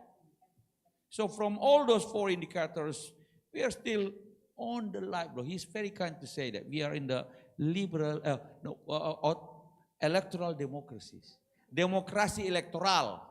Artinya bahwa secara elektoral kita sudah termasuk demokrasi, but belum ideal dalam konteks prinsip-prinsip nilai-nilai demokrasi. That's the problem. Now, are we going to be able to move, at least making sure we are not going to the orange one, electoral autocracy, probably like Russian, but hopefully we are going to the liberal democracy, which is a long way to go. But at least we are in the blue one. In terms of whether we are in the polarization system, you know, what in the polarization scheme, I don't think we are in the very much polarized. We are still somewhat normal curve. That's why you see almost all political parties in Indonesia are in the middle, or at least trying to be in the middle. Even PKS is moving to the middle. We don't have any leftist parties like the Communist, Socialist, PSI now is not Partai Sosialis Indonesia, but it's Partai Solidaritas Indonesia, you know, with the elephant, you know. So we don't have a very leftist party, we don't have a very right-wing party, but more somewhat in the middle. So in that case, we are a little bit lucky. In America, it is a problem now. So that sense, we are okay, but you know, as I say, I think democracy has to be fight on. We cannot just take it as for granted, but we have to fight to make sure that principles of democracy can be fulfilled fully. Thank you. Not much for me. I think what has been previously explained by the other speakers already clear enough. But let's keep optimistic. It is difficult to be optimistic, but we have to do that. No other option. It is true that there are so many challenges related to the quality of Indonesian democracy, but let's start from us. Let's start from Democratic Party, all cadres. Let's do something in the ideas, in the narratives, but also in the votes when we in the election, a struggle for next election, I think. And I do believe in what previously mentioned by Acemoglu and also Robinson, and also previously explained by Amartya Sen, that the quality of democracy will result in good governance, will result in very good public delivery service when we have strong commitment, but at the same time also we try to keep the value on.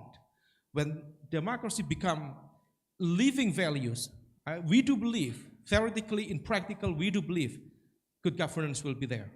So the legacy of President SBY, we see the fact, we see the data already well proven.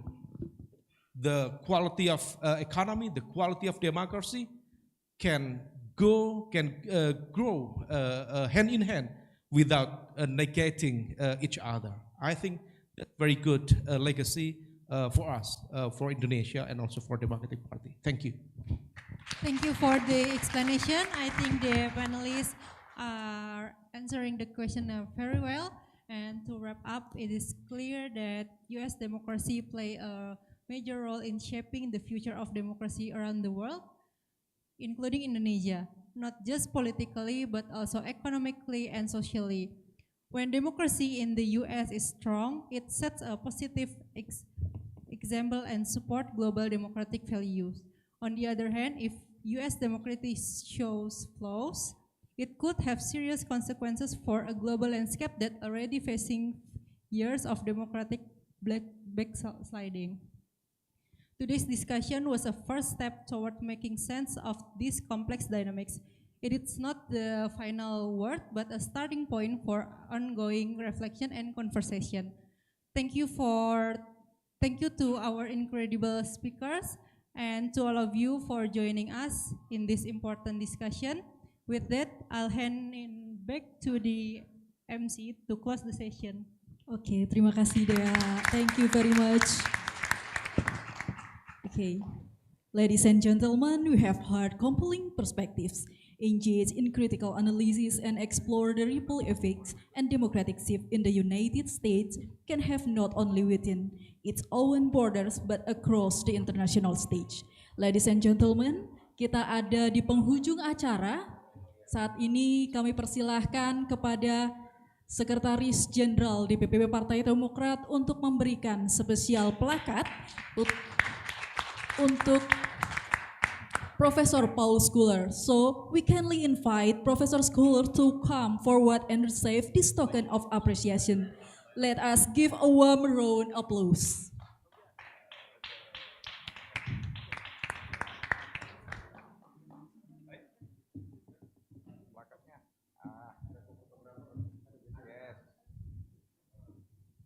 Dan selanjutnya juga kami mohon kepada Sekjen DPP Partai Demokrat untuk memberikan sertifikat kepada ketiga panelis dan juga moderator.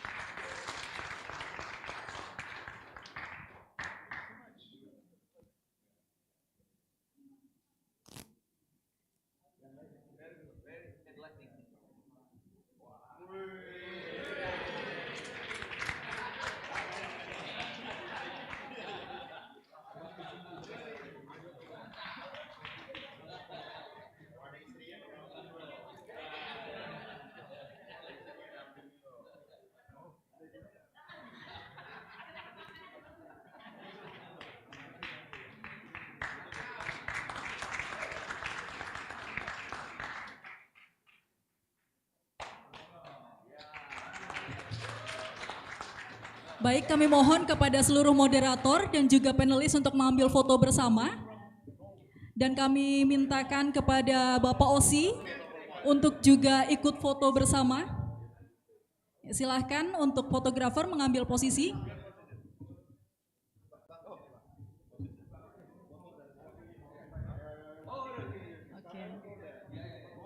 Okay.